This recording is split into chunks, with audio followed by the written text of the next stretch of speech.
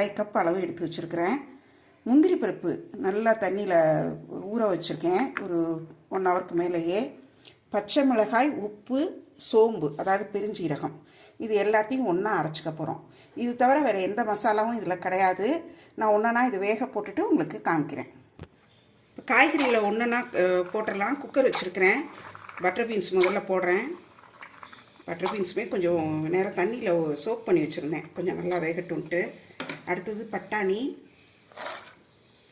இது அடுத்தது இந்த காலிஃப்ளவர் போட்டுடலாம்.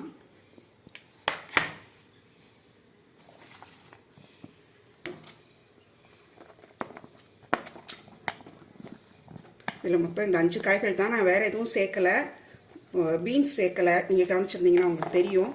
இது பால் கூட்டுங்கிறது கொஞ்சம் நல்ல நிறமாக இருக்கும். இந்த வேக வைக்கிறப்பவே கொஞ்சம் பால் சேர்த்துடலாம்.